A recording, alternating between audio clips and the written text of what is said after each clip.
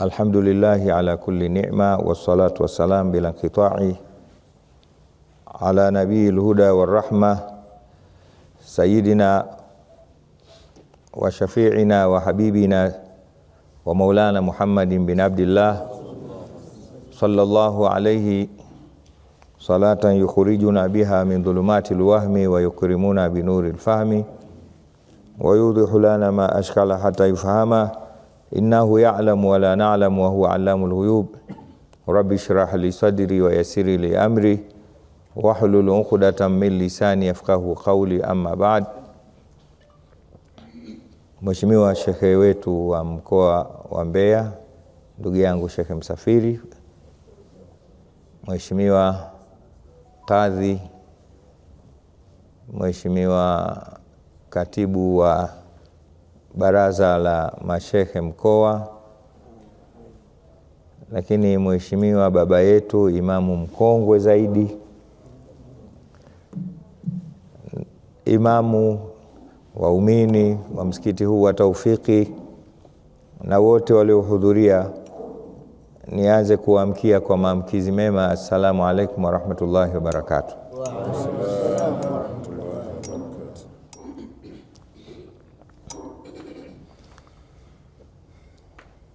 Kwa hakika nitangulize kwanza shukurani zangu za dhati kwa Allah subhanahu wa ta'ala. Namshukuru kwa kutuwafikisha kwa mapenzi yake makubwa na kutupa kibali kwa kadari yake. Leo tumekuwa ni wenye kukutana. Furaha yangu ni kubwa isiyoweza kuelezeka kwa kinywa na ulimi. Laiti ingekuwa moyo wangu uko transparent, yani ni kioo ambapo humo katika moyo ndio kunapojificha furaha na chuki, mngeona namna gani furaha yangu ipo. Lakini kwa sababu tumepewa ulimi kutamka, ni hudhurisha yaliyomo ndani ya moyo, kama alivyosema mwenye kusema innamal kalamu la fi fuadi wa innama ju'ila lisanu ala alfuadi dalila. Hakika maneno ya kweli ni yale yapo ndani ya moyo, yale yaliyojificha moyoni, lakini ulimi umepewa tu uwe ni dalili ya kuonyesha japo kwa uchache kilichomo ndani ya moyo mwanadamu. Kwa kweli namshukuru Mwenyezi Mungu kwa kunijaza furaha kukutana na ndugu zangu. Innamal mu'minuna ikhwatun, tena kwa ufundi mkubwa aliosema Mwenyezi Mungu subhanahu wa ta'ala. Hakusema innamal mu'minuna ikhwanu. Lugha ya Kiarabu ikhwanu ni ndugu na ikhwatun ni ndugu, lakini hizi ni vocabulary mbili ambayo kila moja ina maana yake yenye kuendelea. Innamal mu'minuna ikhwatun, hakika waumini ni ndugu wa baba mmoja mama mmoja. Ikija ikhwatun ni ndugu wa uzawa.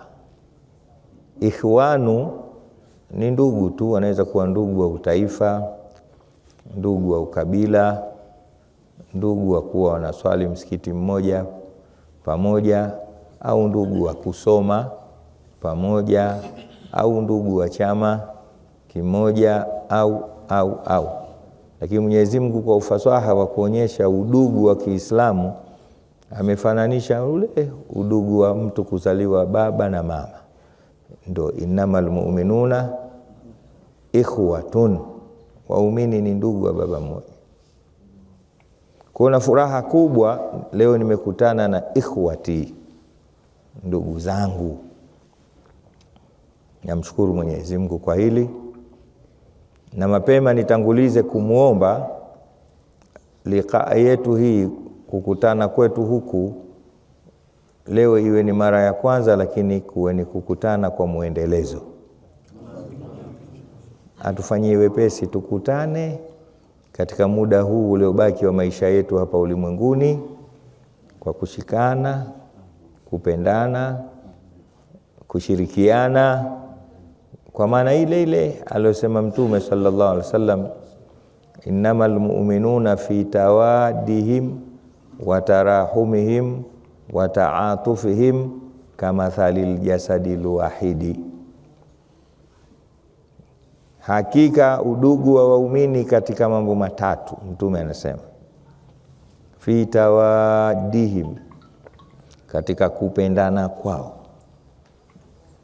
wa tarahumihim, na katika kuhurumiana kwao, wa ta'atufihim, na katika kusikitikiana kwao, kama thalil jasadil wahidi, ni kama mfano wa mwili mmoja wa mwanadamu. Kwa nini? Kwa sababu idha shtaka minhu udhun tadaa sairul jasadi bilhumma wasahar. Mwili una kawaida wa mwanadamu, kinaposikitika na kuugua kiungo kimoja, basi mwili wote unashirikiana na kiungo kile katika mambo mawili makubwa, katika maumivu yanayopelekea hata kupata homa, lakini pia katika kukosa usingizi. Mwenyezi Mungu atujalie katika hao. Tupendane kama mwili mmoja unavyopendana, tuhurumiane kama mwili mmoja unavyohurumiana, na kadhalika tusikitikiane kama unavyosikitikiana mwili mmoja. Narudia na nasisitiza, nashukuru, kumshukuru Mungu kunikutanisha na ndugu zangu, lakini pia nadhihirisha furaha yangu. Asubuhi nilipofika katika ardhi hii ya Mbeya, niliyakuta mapokezi sijawahi kuyakuta katika misafara yangu ya hivi karibuni. Nimepokewa kwa kishindo, na namna nilivyokuwa mdogo nilizidi kuwa mdogo. Nilitamani pale nilie kwa kelele kwamba nakuja Mbeya kwa mara hii ya mwanzo na napokewa hivi. Nikakumbuka msemaji wa zamani wa Kiarabu alikuwa anasema, idha kana asli min turabi fakulluha biladi wa kullul mustawtinina min aqaribi. Msemaji mmoja wa zamani anasema, maadamu asili yangu ni mchanga, nimeumbwa kutokana na udongo, basi kila ulipokuwa udongo au mchanga, hapo ndio kwetu, na wakazi wa hapo ndio ndugu zangu. Nimeliona hilo, lakini lilinipeleka mbali zaidi kwa mapokezi yale yaliyoongozwa na shekhe wa mkoa. Mwenyezi Mungu amjaze kila la kheri. Nimeiona maana halisi ya ile aya iliyokuwa katika suratu Al-Hashri, walladhina tabawwa'u ad-dara wal imana min qablihim yuhibbuna man hajara ilayhim wa la yajiduna fi sudurihim haja mimma utu wa yuthiruna ala anfusihim walau kana bihim khasasa. Mwenyezi Mungu anawataja hapa watu wa Madina kwamba ni watu bora na watu waliofanikiwa, watu waliofaulu. Sio kwa lolote, ni kwa sababu tu ya kuwapokea na kuwaenzi na kuwahurumia wageni wao, ndugu zao waliotoka Maka wakahamia pale. Basi leo nimeiona aya ile kwa watu wa Mbeya, nikajiona niko Madina. Mwenyezi Mungu awalipe kila la kheri. Na mapokezi yale basi tuende tukapokeane siku tutakayokutana na Mola wetu Subhanahu wa Ta'ala.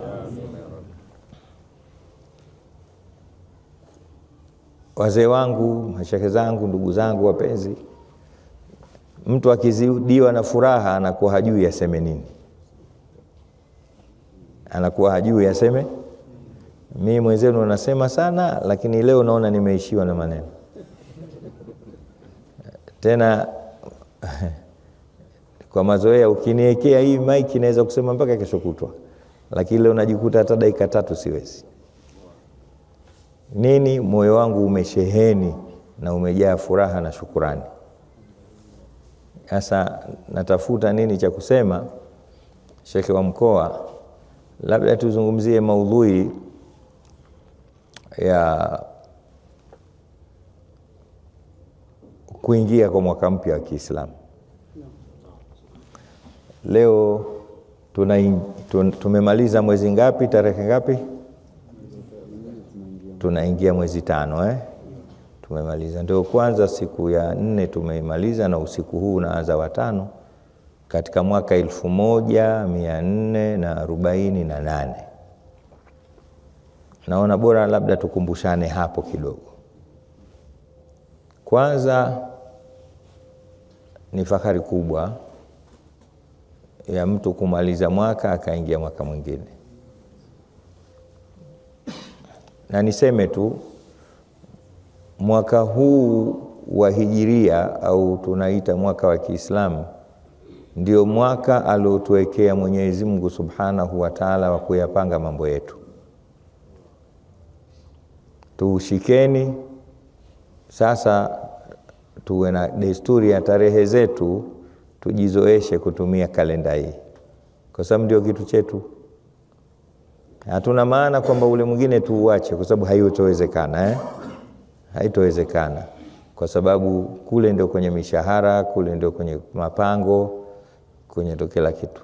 Lakini pale aliposema Mwenyezi Mungu yasalunaka anil ahilla, akasema qul hiya mawaqitu linnasi wal haji, ewe Mtume Muhammad sallallahu ta'ala alaika wasallama, wanakuuliza hao waliokuzunguka kuhusiana na miezi, mbona mara unakuwa mkubwa mara unakuwa mdogo, maana yake nini?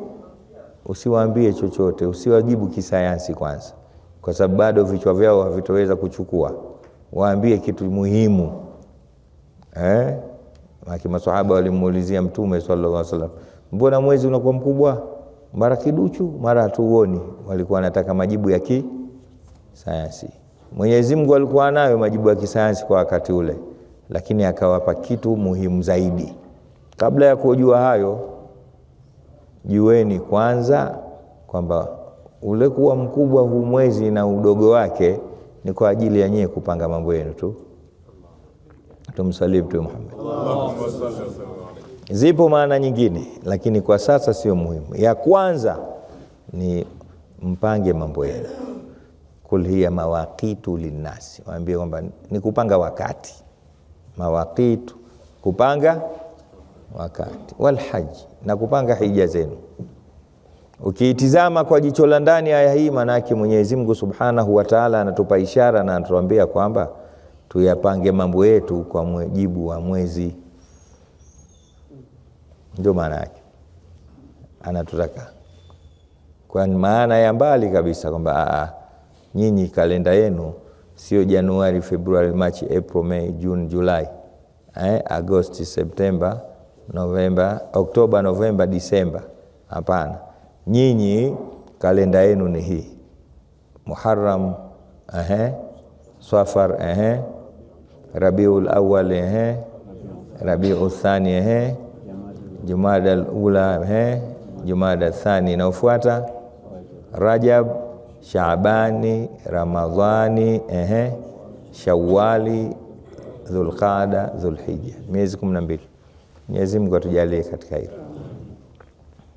Ndio anavyotaka Mwenyezi Mungu. Kul hiya mawaqitu linnasi wal haji, ni mwezi. Ule mwingine uwepo tu, lakini sasa majumbani humu tumezeshane hayo. Leo tarehe ngapi? Mtu anataja tarehe kwamba leo ni Muharram, tumemaliza tarehe 4, tunakwenda tarehe 5 kesho. Muharram ndio Januari yetu, mwezi wa kwanza. Kwa hiyo tukirudi pale nilipoanzia ni kwamba tunatakiwa tupange tarehe zetu kwa hili na tujikite hapo, lakini ni muhimu kuenzi tarehe hizo. Na ujio wangu nashukuru, mialiko ni kwamba nimekuja katika kuadhimisha mwaka mpya wa Kiislamu. Yaani nimekuja kivingine, kwamba nimeingia Mbeya mwanzo wa mwaka wa Kiislamu. Kwa hiyo inaonyesha sana fungua ukurasa mpya. Kwa hiyo hata tarehe yangu inapangika vizuri. Kwa hiyo nadhani itakuwa nakuja kila mwezi angalau mara moja. Takbir. Kila mwezi angalau, kwa sababu nimeanza Januari ya Kiislamu. Mwanzo mwema huonekana asubuhi. Ndugu zangu, kuna umuhimu sana wa mtu kujua mwenendo wa hizi siku. Kwa nini? Kwa sababu maisha yetu ni muda. Maisha yetu nini? Ni muda. Kuna kitu kinaitwa ahamiyatul waqti lilmuslim, umuhimu wa kuchunga muda kwa Muislamu.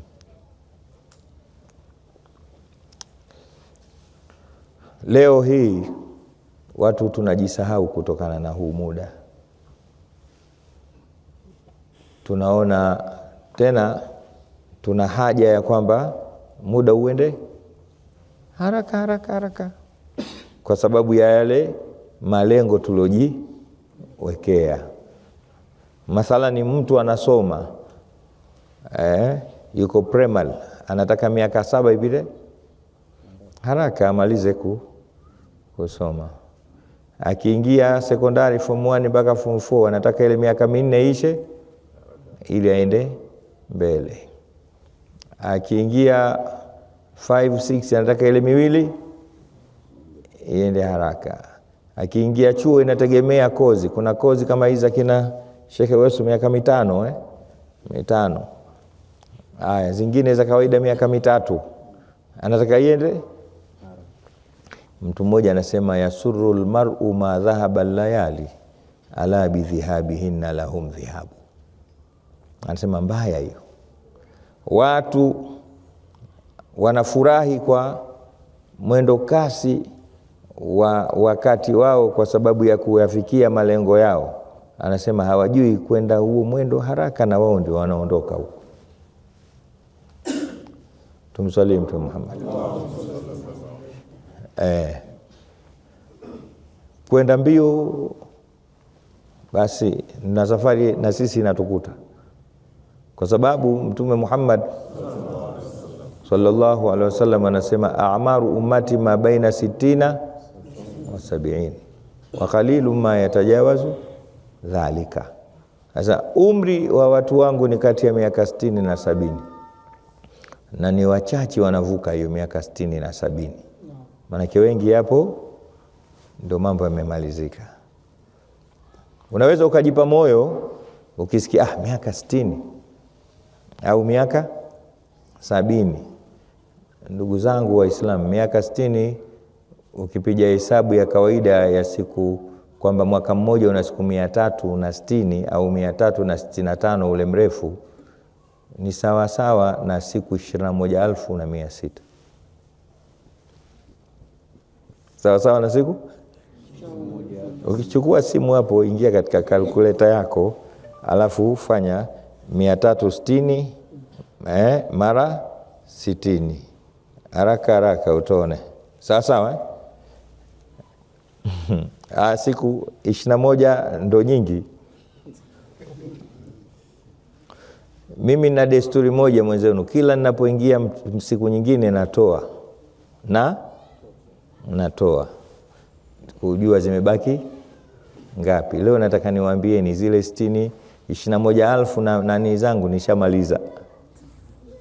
Kwa sababu mimi kuja ulimwenguni mwaka 1966. Japokuwa na kijisura kidogo,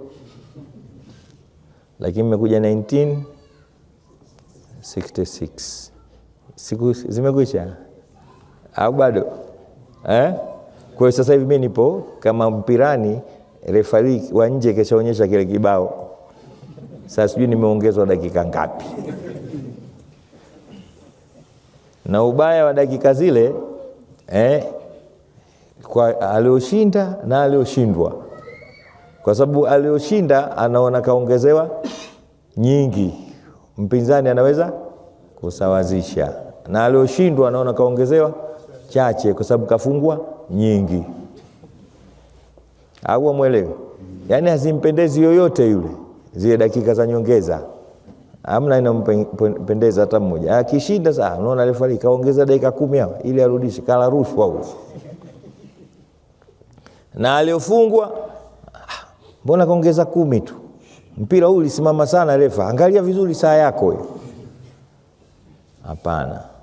Kwa Mwenyezi Mungu anasema fa idha jaa ajaluhum la yastakdimuna sa'atan wala yastakhirun. Tumsalie Mtume Muhammad. Unapofika wakati wa mtu kuondoka, hakuna atakayeongezewa muda wala atakayecheleweshewa. Ya ayyuhalladhina amanu la tulhikum amwalukum wala auladukum an dhikrillah. Ndio waman yaf'al dhalika faulaika humul khasirun. Wa anfiqu mimma razaqnakum min qabli an ya'tiya ahadakumul maut fayaqula rabbi lawla akhartani ila ajalin qaribin fa asaddaka wa akum minas salihin. Walan yuakhira Allahu nafsan idha jaa ajaluha wallahu khabirun bima ta'malun. Sadaqallahul azim. Aya yetu hiyo. Mwenyezi Mungu anasema enyi ambao wameamini. Na ndio sisi. Mwenyezi Mungu atuthibitishie imani. Aifanye imani yetu ni ile yenye nguvu ya kutusaidia. Ya ayyuhalladhina amanu, enyi ambao wameamini, la tulhikum amwalukum wala auladukum an dhikrillah. Mali zenu wala watoto wenu wasiwababaishe mkaacha kumwabudu Mungu. Ndo maana yake. Maana kuna mali na kuna watoto. Viwili hivyo visije vikawafanya mkawabize mkamsahau Mungu. An dhikrillah. Wawepo watoto na tafuteni mali, lakini sehemu ya Mungu iwepo. Kwa sababu gani? Mwenye kughuriwa na mali yake na watoto wake anasema waman yaf'al dhalika faulaika humul khasirun. Mwenye kubabaishwa na mali na watoto, huyo ni katika wenye kupata hasara. Mwenyezi Mungu atukinge nao. Akatuagiza wa anfiqu mimma razaqnakum, na toeni sadaka ya vile tulivyowaruzuku. Sadaka ya mali, sadaka ya pumzi, sadaka ya jicho, sadaka ya sikio, sadaka ya mguu, sadaka ya elimu, sadaka ya afya. Sadaka ndo mimma.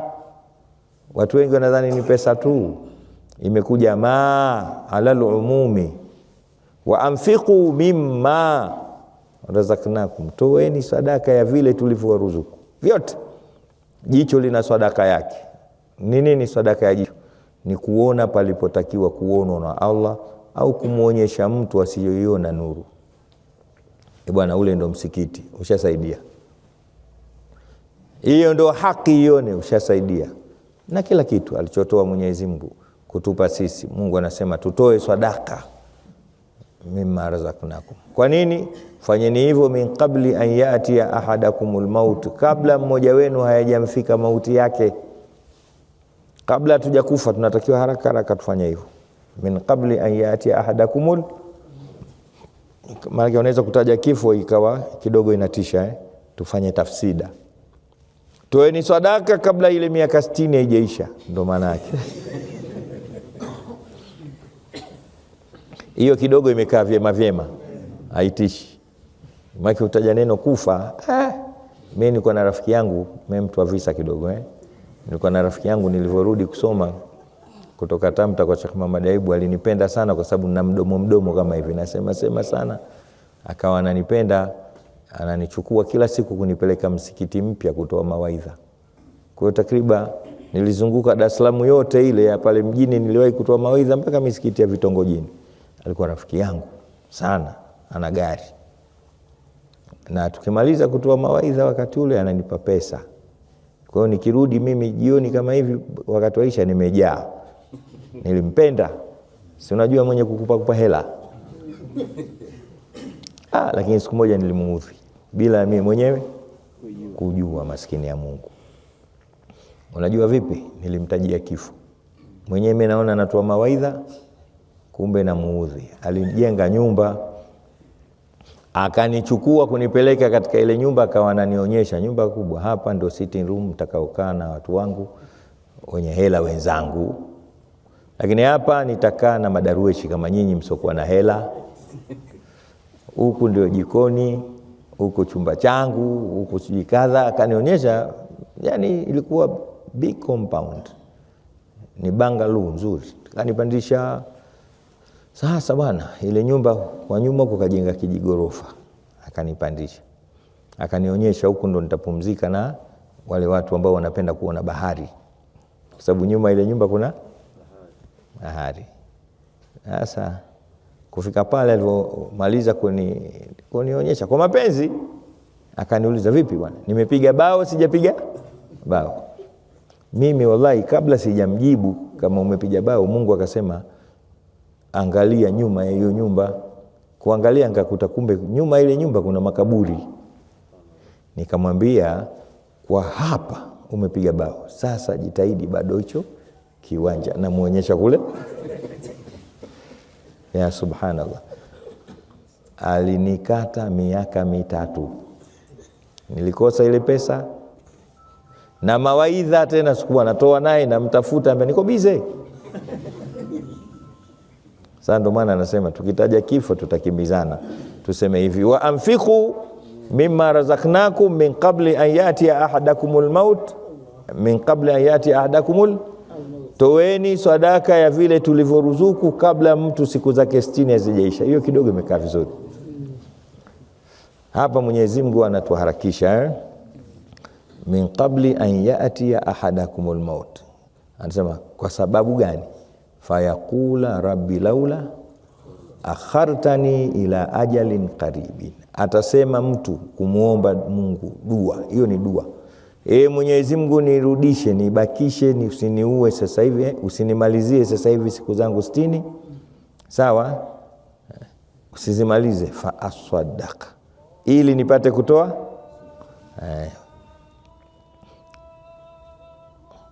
Usiniue ili nipate kutoa. Mungu anakataa dua hii. Mwenyezi Mungu hii anasema dua hiyo wakati huo sikubali, hata ukiwa wali, hata ukiwa mtume, dua hiyo. Allahu akbar. Kuna baadhi ya watu hawakataliwi dua, lakini Mwenyezi Mungu hapa anachanganya wote, mwema na mbaya. Dua hiyo Mungu anasema haipo kwangu kumkubalia yoyote. Wala yuakhiru Allahu nafsan idha jaa ajaluha. Kuna sehemu mbili Mwenyezi Mungu hatakubali dua zetu. Moja hiyo wakati mtu siku zake 60,000 zimekwisha, siku zake 21,000 zimekwisha, hatakubali dua. Na sehemu ya pili kiyama, siku ya kiyama watu wataomba vile vile, Mungu turudishe tukafanye yale ambayo hatukuyafanya. Mungu anasema awalam nu'ammirkum ma yatadhakkara fihi man tadhakkara wa ja'akum nadhir. Kwani sijakupeni siku, sijakupeni miaka ambayo ingeweza kuwakumbusha, na istoshe tukawaleta wasemaji mbele, mkaweka masikio mkawasikiliza? Anasema kiindi hapo naongea finito, siku zimeisha. Kwa hiyo dua hizi mbili Mungu hakubali. Hakubali wakati mtu yupo katika istihdhar, anaondoka duniani, Mungu akubali dua hata ukiwa nani. Na pili kiyama, Mungu akubali. Mwenyezi Mungu atujalie tufanye vizuri. Kwa hiyo narudi pale kwamba muhimu kufanya sasa hivi. Muhimu kufanya sasa hivi. Tizama hapa Mwenyezi Mungu anakataa tena mtu anaomba jambo kubwa tena kiujanja. Mwanadamu ana akili kali. Ana akili. Mwenyezi Mungu anathibitisha hapa ushap wa akili ya mwanadamu na ujanja. Anambia Mungu usiniue. Kwa nini sikuue? Sasa ili nitoe sadaka. Unajua kwa nini mwanadamu anachagua sadaka? Hivi kiakili nadhani angechagua jambo gani hapo? Kuswali, kwa sababu si ndio jambo la kwanza? Au hija, maana haju mabrur laisa jazaohu illa hija iliyokamilika haina malipo isipokuwa pepo, si ndio? Au kufunga, yote hivyo. Akili ya mwanadamu kali kweli, kwa sababu ameomba kufanyaje? Kupunguziwa muda, kuongezewa muda. Kachagua haraka sadaka. Unajua kwa nini asichague hija? Unajua kwa nini asichague swala? Kwa nini asichague saumu? La'allakum tattaquna, si ndio saumu? Kwa nini asichague vitu hivyo? Mjanja mwanadamu, kwa sababu anajua nikichagua chochote katika hichi inategemea nipo katika muda gani. Kwa mfano, mauti yamemjia baina ya magharibi na isha, ndio sasa hivi tushaswali magharibi, mauti yamemjia kama Mungu usiniue, acha niswali isha. Ambia wewe utatuchelewesha isha, imebaki masaa mawili. Mmenielewa vizuri? Sawa. Alafu mpaka utawadhe, uadhini, uswali sunna, muda bado upo. Mwarabu kisha kusimamia, yule mtu wa roho anaitwa Mwarabu, utatuchelewesha. Au sasa hivi Mungu usiniue, niache nipate kufunga kutoka hii Muharram mpaka Ramadhani. Kuna miezi mingapi? 8 kati, kwa sababu Ramadhani mwezi wa 9. Miezi yote hiyo sisi tuna kazi nyingi bwana, njoo sawa. Au hija, si miezi 12 mbele. Kwa hiyo hatochagua. Akili yake ni kali kweli. Kwanza anawahi muda, haraka anafundisha nataka nitoe sadaka. Unajua sadaka kwa nini? Haina muda, haina udhu, haina kuelekea kibla, haina kutawadha. Yaani hivi nilivyokaa mimi, kibla si huku, nikitoa sadaka tumsalie Mtume Muhammad. Sijui inaeleweka vizuri. Hii ndo lugha ya kuiongelea Qur'ani ya Allah subhanahu wa ta'ala. Kwa Mungu niue, kwa nini usiniue? Kwa nini sikuue? Nataka kutoa sadaka, kwa sababu haina. La pili, malipo ya sadaka ndugu zangu ni makubwa kweli. Makubwa sana. Makubwa.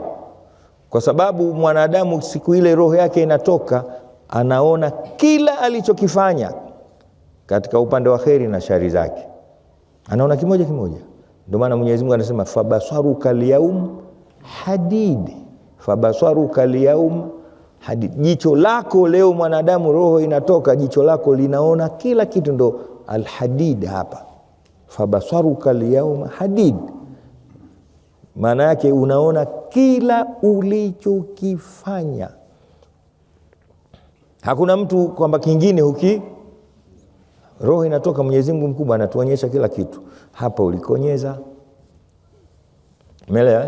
Hapa ulibusu, hapa uliongopa, hapa ulitoa sadaka, hapa uliswali, hapa yani wakati ule unayaona yote. Yauma tajidu kullu nafsin ma amilat min khairin muhdara wa ma amilat min su'in tawaddu law anna bainaha wa bainahu amadan ba'ida wa yuhadhdhirukumullahu nafsah. Anasema neno yake katika suratu Al-Imran. Basi kwa ile roho inatoka ni yauma tajidu kullu nafsin ma amilat min khairin muhdara. Ni siku ambayo kila nafsi itaona ilichokifanya katika khairi, muhdara, kimehudhurishwa. Bwana, khairi zako ni hizi na malipo yako ni haya. Haya ni malipo yako ya sadaka, haya ni malipo yako ya swala, haya ni malipo yako ya saumu, haya ni malipo yako ya kadha. Na upande wa shari, wa ma'amilat min su'in tawaddu law anna bainaha wa bainahu amadan ba'ida. Na upande wa kushoto ataonyeshwa yale mabaya yake na malipo yake. Sasa likipiga lile jicho kali alilosifu Mwenyezi Mungu la mwanadamu hapa, linaona malipo ya kila kitu na wingi wa malipo ya nini? ya sadaka, ndio anasema ya Rab, usiniue, nataka nitoe kwa sababu kwanza haimcheleweshi, lakini pili ina malipo makubwa. Pamoja na hayo Mungu anasema wala yuakhira Allahu nafsan, hapa hamna kucheleweshwa mtu wakati wake ukifika. Vua mkanda, vua viatu, tungoje. Lugha hiyo inajulikana, ndio shakamatwa tena kuna kituo cha polisi. Vua mkanda, zunguka. Mwenyezi Mungu atupe mwisho mwema. Kwa hiyo ahbaba nabii, ndugu zangu wa Mbeya, wapenzi wangu, wazee wangu, mzee wetu tunaye hapa Imamu mkongwe, kuna umuhimu wa kuadhimisha siku hizi, kwa sababu ndani yake kuna vitu viwili vikubwa. Cha kwanza, inatukumbusha, sawa inatukumbusha haya tunayoyasema, ni ukumbusho mkubwa huu. Anasema katika suratul Furqan aya namba 33 nadhani, wa huwa alladhi ja'ala al-laila wan-nahara khilfa liman arada an yadhakkara au arada shukura. Mungu ndio amefanya usiku na mchana vinapishana. Kwa nini? Liman arada an yadhakkara, kwa mwenye kutaka kujikumbusha haya, au arada shukura, au anayetaka kumshukuru Mwenyezi Mungu Subhanahu wa Ta'ala. Ndio kazi ya siku hizi, usiku mchana, mchana usiku, usiku mchana. Liman arada an yadhakkara, kwa mtu tu anayepata kujikumbusha yeye ni nani, alikuwa wapi, yuko wapi, na anatakiwa kwenda wapi. Mwenyezi Mungu ajalie katika hayo. Kwa hiyo tuna umuhimu mkubwa sana na jukumu la kuzienzi siku zetu. Kwanza kuzijua kwa maandiko, jamani, kwa maandiko. Leo ni tarehe ngapi na nimefanya nini? Kama hivi tushamaliza siku, tunaanza siku nyingine.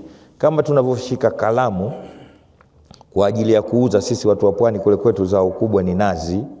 Nimeuza nazi ngapi ziko koroma. Unajua nazi koroma? Namuona ndugu yangu wa Mafia hapa mmoja au wawili watatu. Nazi koroma ni ile nazi haiuziki, ishaoza.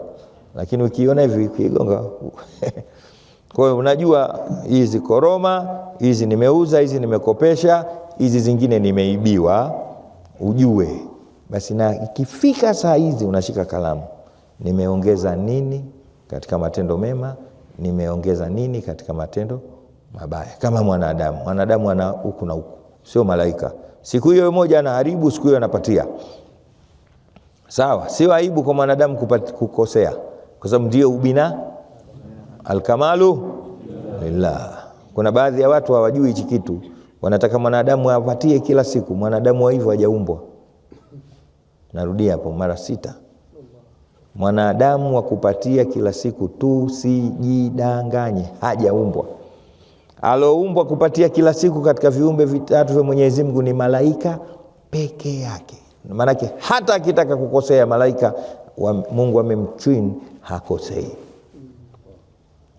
Hata kutamani kukosea, lakini mzee mimi na wewe kama vile mechi ya mpira ina matokeo mangapi? 3. Kuna kushinda, kushindwa na suluhu. Ndio mwanadamu. Na huku kwenye kufungwa huku mwanadamu ndio zaidi. Uongo. Wewe jitizame ukiwa mwenye nyumbani sasa, umezima taa peke yako. Alafu tizama akaunti zako 2, imejaa ipi? Mwenyewe unajua kwamba moja nimeijaza kweli. Kwa sababu mwanadamu ameumbwa na moyo. Moyo umewekwa kulemea zaidi katika kuharibu na kukosea. Moyo. Sawa sawa. Kwa hiyo Mungu ametuletea mchana na usiku, liman arada ayadhakara au arada shukura. Mwenyezi Mungu atujalie hivyo. Tukumbuke. Ukitaka kujua kama hili jambo ni muhimu, leo niwaambie kitu kimoja. Tizama hata hizi ibada zetu. Ibada zetu zote zimetengenezwa katika umri, katika mtindo na system ya umri. Ukiacha ile shahada tu katika nguzo 5 za Uislamu. Shahadatu an la ilaha illa Allah, ashhadu an la ilaha illa Allah wa ashhadu anna Muhammada. Lakini nguzo ya pili ni nini? Hivi kuna kuswali bila kuchunga muda? Inna salata kanat alal mu'minina Mtu mmoja alimsikia anafasiri anavyotaka yeye. Anasema inna salata kanat alal mu'minina kitaban mawquta. Hakika swala iwe kwa muumini ni saa ya ukutani. Huyu muongo. Kitaba mawquta yani ni jukumu lililopangiwa muda. Ni jukumu au ni lazima iliyopangiwa. Katika swala kuna vitu viwili. Ni kitu cha lazima tena kwa muda maalumu. Inna salata kanat alal mu'minina kitaban. Kwa hakuna kuswali pasi na kuchunga. Hakuna kuswali. Hiyo sio swala. Kwa sababu hizi swala 5 zote hakuna swala isipokuwa ina jina la muda. Swala ya kwanza ni ya dhuhuri, japokuwa wengi wanadhani ni alfajiri. Alfajiri ni swala ya mwisho. Swala ya kwanza iliyoswaliwa na Mtume Muhammad sallallahu alaihi wasallam ilikuwa ni swala gani? Ya dhuhuri. Si ndio Kwa inabaki kwa ya mwanzo. Baadhi wengine wanasema ya kwanza ni alfajiri. Sawa? Kwa sababu ya kuifanya alasiri ni swala ya ngapi? Ya katikati. Lakini hizo masala tunkhilafia. Kwa hiyo swala ya kwanza inaitwa adh-dhuhr, ni jina la nini? Dhuhur ni jina la wakati. Swala ya pili ni jina la nini? La wakati. Swala ya tatu jina la nini? Swala ya 4 jina la nini? Na swala ya mwisho jina la. Kwa hiyo hakuna swala, hata ukisema Kiswahili tukutane swala ya saa 10 ujue alasiri hiyo. Jambo letu tulifanye baada ya swala saa 7 ujue adhuhuri hiyo. Swala zote zimekataa majina isipokuwa imekubali majina ya nini? Unajua kwa nini? Kwa sababu Mungu anakuambia nenda na wakati. Sasa ni alfajiri, amka alfajiri isikupite, muabudu Mungu. Sasa ni adhuhuri, acha kazi zako, kama kulima, kama kuuza, kama kununua, kama kudrive, kama kuchoma sindano, kama kumngoa mtu jino, kama mwalimu kufundisha. Sasa acha, ni wakati wa Mungu. Inna salata alal mu'minina kitaban. Unafanya kazi zako uko darasani, unasikia Allahu akbar, Allahu akbar. Kama we mwalimu unaika chaki chini, kasujudu. Inna salata kanat alal mu'minina kitaban. Kama ni dereva, toa gia, paki, swali kwanza. Inna salata kanat alal mu'minina kitaban. Basi hata kama mvuvi, weka nanga, chukua nyavu, weka katika kidau chako, swali kwanza. Usipofanya hivyo ushaharibu, muda umekupita. Mwenyezi Mungu atunusuru. Unaingia katika ile wailul likulli, ile fawailul lil musallina alladhina hum an sahun. Adhabu kali kwa wale wenye kujiswalia tu. Wepi ni wale ambao kwamba hawachungi kanuni, ikiwemo muda wa wakati wa swala. Mtu anakuwa saizi ndo anaswali swala zake zote, eti kwa sababu alikuwa kazini anaanza kuweka tarawih ya saizi. Tarawih Ramadhani mpaka Ramadhani. Watu wengi wanaswali tarawih. Saizi ndo mtu anakaa anaanza kupiga dhuhuri, anapiga alasiri, anapiga magharibi. Hapana. Inna salata kanat alal mu'minina kitaban. Kwa hiyo ibada ya swala nayo ni kitu cha kuchunga wakati. Tukitoka katika swala tunakuja nini? Katika nguzo 5 za Uislamu? Wa iqami swala wa itai. Kwa hiyo hakuna pia kujitolea zaka tu. Zaka ni wakati, wanaosoma vitabu vya fiqh wanajua. Sawa wa atu haqqahu yauma haswadi. Imetumika neno yauma, yani toeni haki ya zaka siku ya mavuno. Hapa anaambiwa mkulima akishavuna ujue ndio wakati wa nini.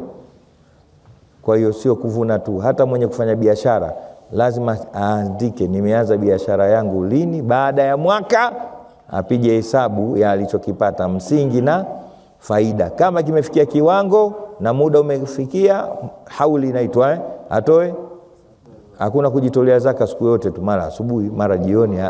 Kuwa na kalamu, umeanza lini biashara, ile leo tarehe 20 mwezi wa 6 au mwezi 4 Muharram mpaka mwakani unapiga hesabu ulichokipata na ulichoingiza pamoja na msingi.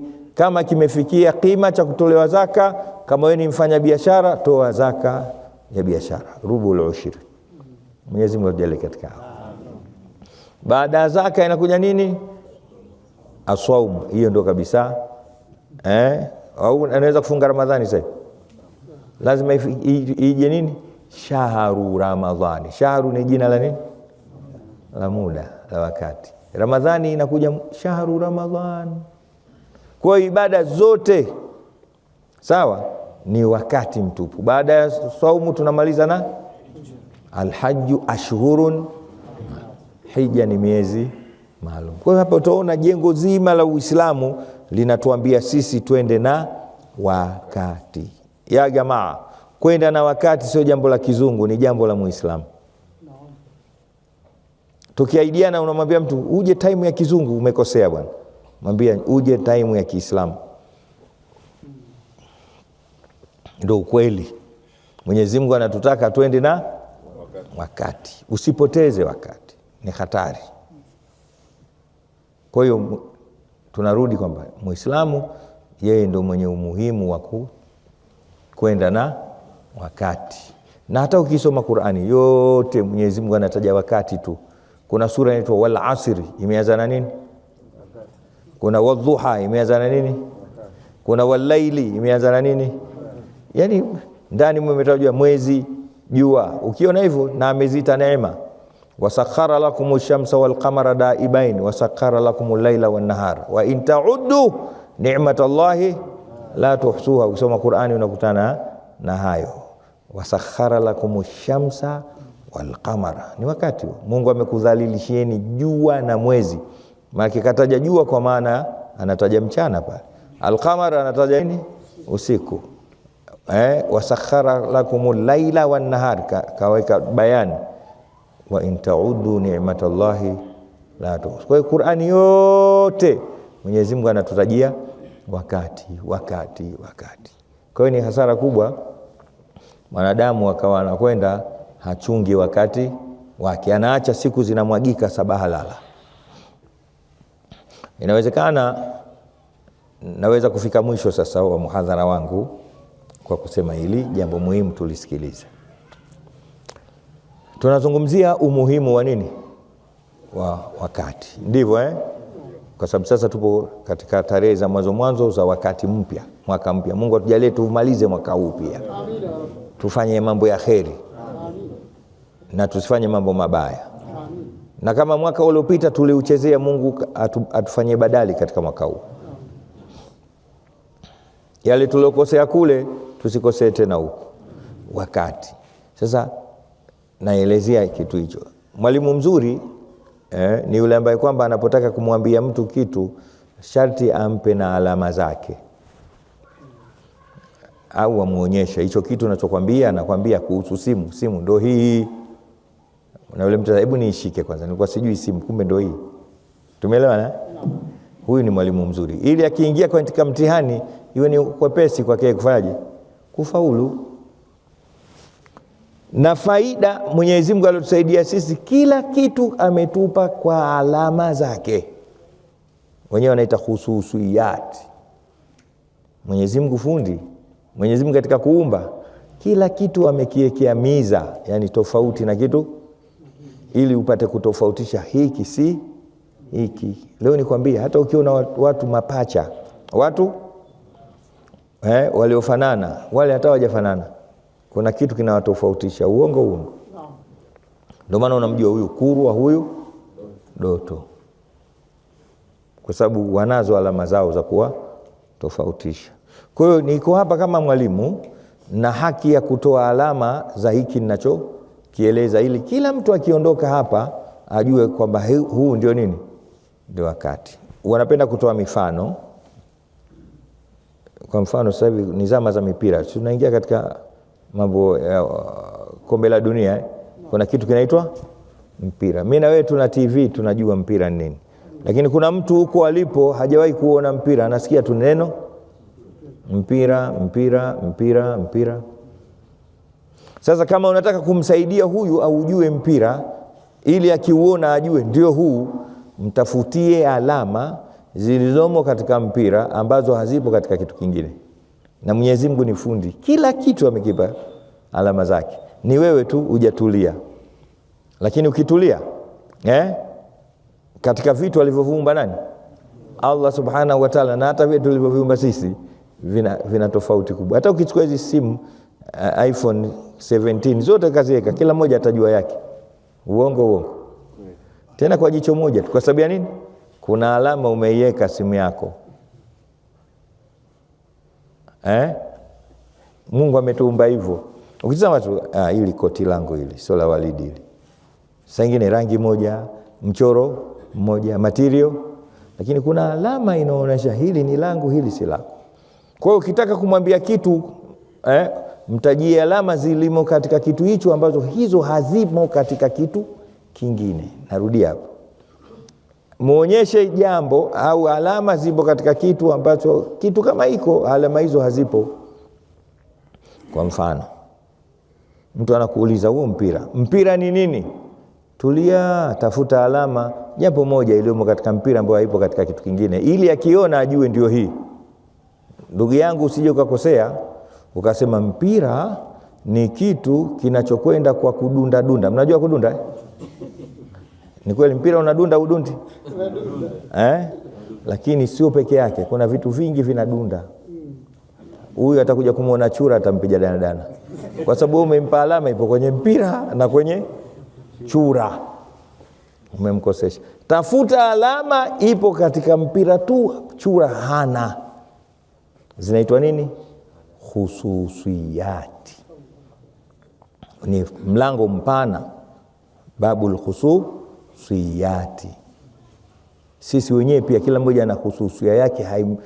Yani hata ukisema huyu ni mwenzangu sana, itaishia kwa sababu umesema tu, lakini wala sio mwenzako sana katika kila sifa. Tumeelewana? Kuna sifa ni zake. Mimi leo niseme Sheikh Uweso ni mwenzangu sana, eti kwa sababu tumesoma pamoja. Yeye ana alama zake na mimi nina alama zangu.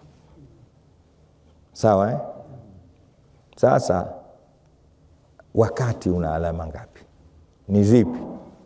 Wanachuoni wamefuatilia, wamekuta alama za wakati ni 3 ambazo hazipo katika kitu chochote kwa kiwango ambazo zimechukua wakati. Alama hizo zinaweza zikapatikana katika kitu kingine, lakini sio kwa kiwango jinsi zilivyo katika wakati. Naeleweka?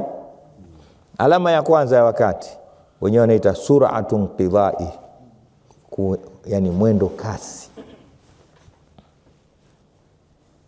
Hakuna kitu kinachokwenda mbio mzee kushinda wakati. Hakipo.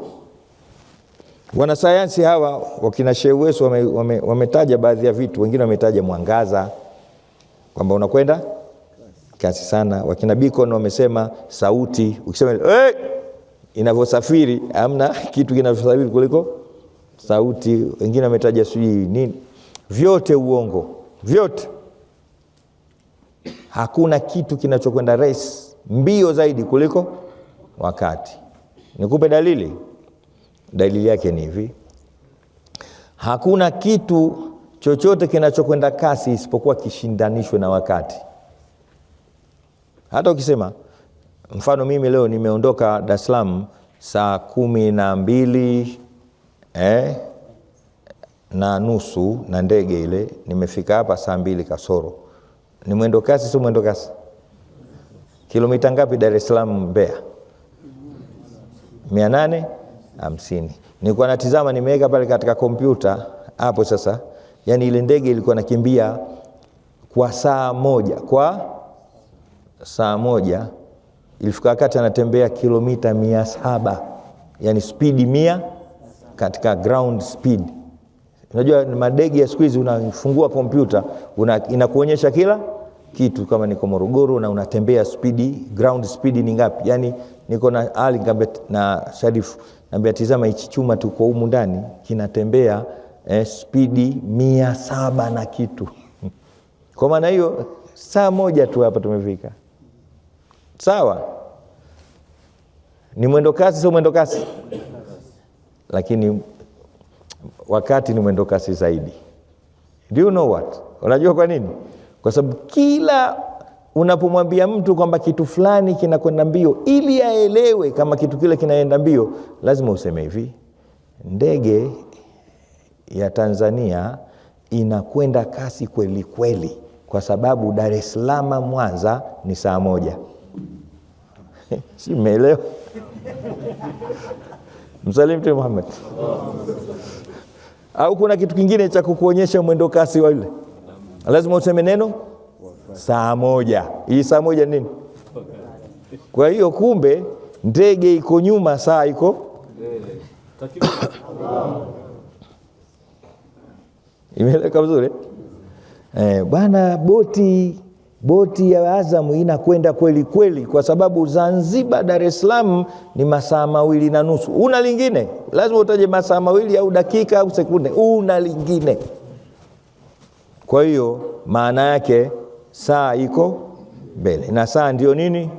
Wakati. Ile boti iko nyuma. Kwa hiyo hakuna kitu kinakwenda mbio zaidi ya wakati. Na leo nataka nikupe faida nyingine unayo wewe mwenyewe. Mimi nasema na umri wa miaka 60 Mimi. Mzee hapa ana miaka 75. Baba yangu ana miaka 70. Haya. Nani mwingine ana miaka 90 hapa? Miaka 200. Basi hata ukimpata mtu aliozaliwa 1822, sawa humkuti alochoka kuishi. Akaba acha nife sasa na miaka 200. Yupo. Ile peke yake kwamba hujachoka kuishi, maana yake unakuta umri wako umekwenda hivyo. Fumba na kufumbua, umri umekwisha. Kalamhim bil basar. Mtume Mwenyezi Mungu anasema siku itapofika siku yao, kila mmoja ataona ameishi hapa duniani kama lamhum bil basar, kama kufanya hivi jicho.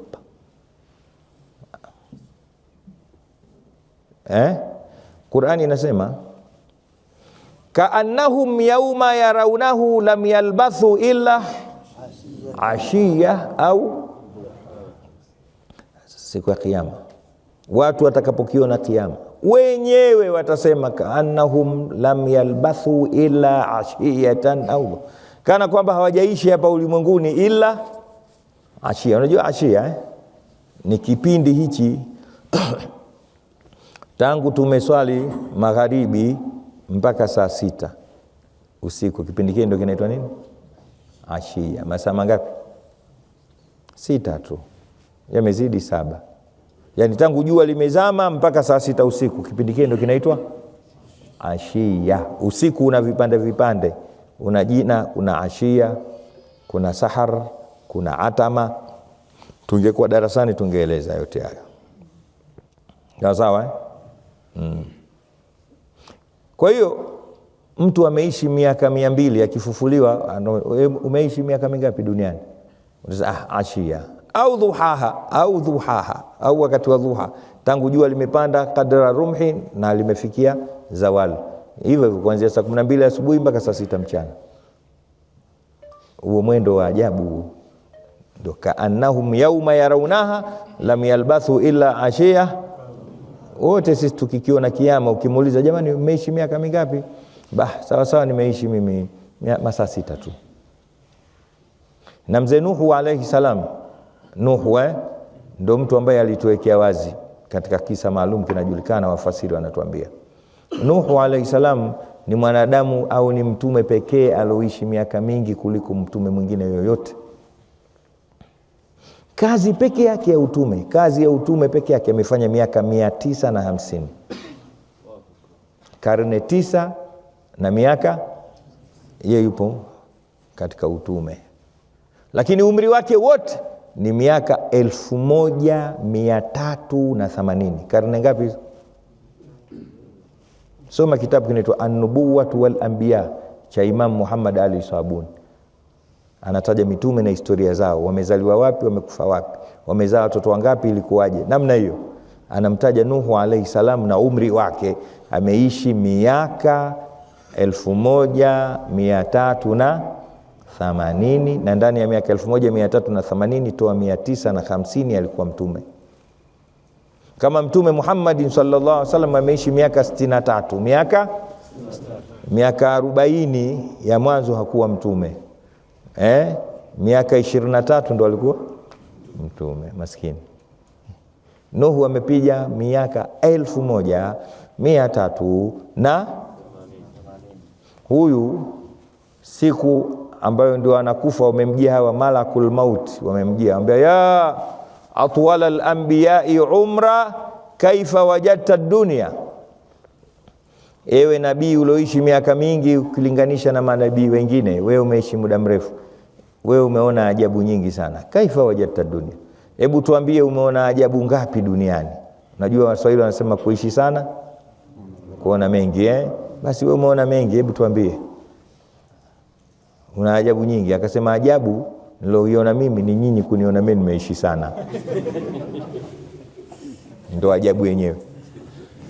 Ajabu mimi nimeishi sana, ni watoto vipi? Anawaambia malaika. Ajabu hiyo kwenyewe kunishangaa kuwa mimi nimeishi. Mimi raaitu dunya kaannaha darun laha babani, dakhaltu min babil awwali fa kharajtu min babi thani. Kama miaka 1300 na 80 mimi naona dunia ni kama nyumba yenye milango mingapi? Nimeingia ule nikatokea huko. Sasa mimi nayo miaka 40